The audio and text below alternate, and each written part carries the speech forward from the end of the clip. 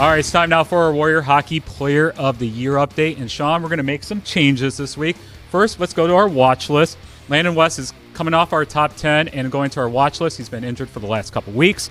We're going to add Jack Waldo from Ann Arbor, Father Gabriel Richard to the watch list, Sean. Yeah, he's been tremendous the last few years, no doubt about it. I remember we talked about him last year. I went out there and saw them playing a game, and he was just outstanding. So, hey, that's a good little team out there. And make no mistake about it, that's a good team from Father Gabriel Richard. And we got some defensemen that are creeping up to make their way into the top 10, but they're still on the watch list, but, you know, they're getting close. Yeah, there are a few good defensemen. We mentioned, during the show a couple of names. Keep an eye. There might be some moving and shaking the next couple of weeks. All right, so our newest addition to the top 10 is Doug Wood from Grosse Pointe Woods, University of Liggett. Yeah, he's tremendous. And I'll tell you what, what the biggest thing for me was, John, yeah, we talked about him a couple of years. We had him on some of our lists the last couple of years. But what screamed loudest to me is two different coaches took the time to reach out to me to talk about a kid that didn't play for them. And that was really telling because, hey, listen, I'm going to tell you something you probably already know. I'm used to hearing from coaches talking about their own kids, right?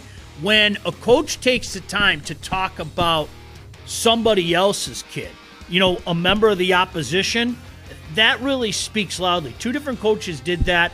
And Doug Wood was a guy that was knocking on the door anyway. He's already been inside, but we let him come in again. So no doubt about it, Liggett's been on fire, and Wood's a big part of it.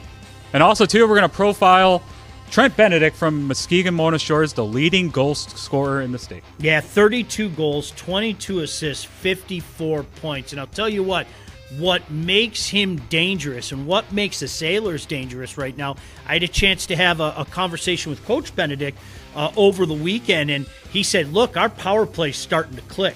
And that's huge. I mean, you're talking about one of the best teams already in D2, and they're starting to get that power play going. It's going to make them even more dangerous. And, of course, the catalyst of that is Trent Benedict. So keep an eye on Trent Benedict. Keep an eye on the Sailors. They're coming down to the showcase next week, the MIHL showcase. So this is a good showcase, no pun intended, to show for Trent to show off to the scouts and everything next weekend. Looking forward to it. If you haven't had a chance to see them play, I haven't had a chance to see them play this year myself. I'm going word of mouth.